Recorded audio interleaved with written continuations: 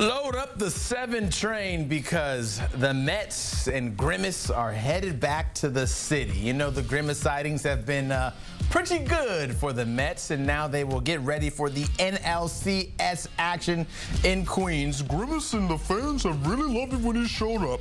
Mets coming back home to take on the Dodgers for Game 3 tonight at Citi Field. That series is tied at 1 game apiece starting at 8:08 Eastern.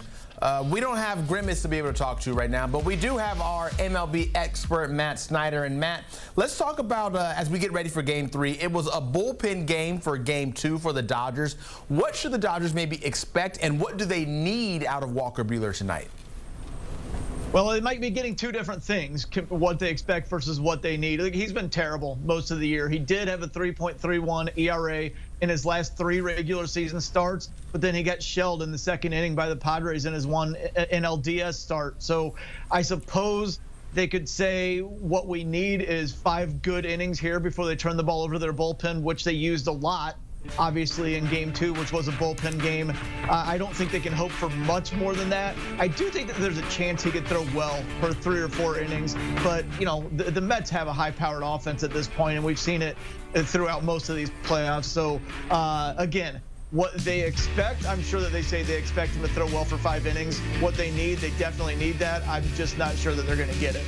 I feel like another need category for the Dodgers would be for their big 3 to step up tonight, because when you look at what Mookie Betts, Shohei Ohtani, and Freddie Freeman did in Game 2, they went 0 for 12 with 6 strikeouts. It's hard to probably imagine them doing that again for another game back-to-back. So do you think the Dodger Stars will get out of that slump? Yeah, I mean, I don't think it's that big of a slump, really, because Ohtani went 2 for 4 in Game 1. Mookie Betts had 2 home runs last series and then had the 3 RBI double in Game 1 there. So they're probably fine. You know, it's baseball. We're used to the 162-game marathon. Everybody will have games where there's just one game where nobody hits. They need to bounce back, and they've shown so far in these playoffs the ability to bounce back. Especially if you look at Game 3 last series, where the Padres had that 6-run second inning and it was 6-1, and you feel like, okay, this game's over. They did lose that game, but they got the Teoscar grand slam next inning. Then next game they stepped up and absolutely crushed the Padres. We saw the bats come out in Game 1 here against the Mets. So yeah, I do think that they're going to get a bounce back here. Like I said, both of these offenses are really, really good, and I don't expect them to be held down for very long in the series. Yeah, you talk about an offense, and you look over at the Mets, who first dealt with that one situation of the scoreless inning streak as the Dodgers were running it up, and they got up to 33 straight innings with no runs being allowed. But then Francisco Lindor said Game 2, nah, I'm not having any more of that, and went yard immediately to put an end to that streak. He's playing at an MVP level right now. Just how important has he been for the Mets?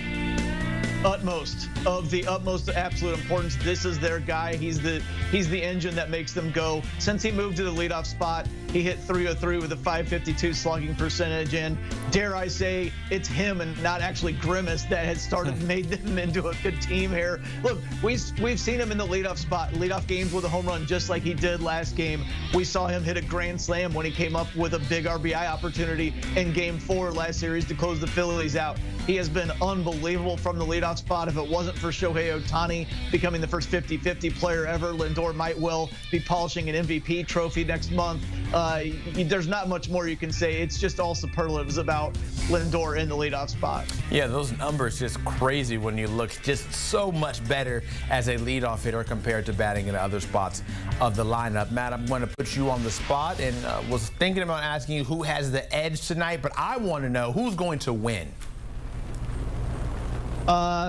It's tough. This is a toss-up. Almost every single game in this series is a toss-up.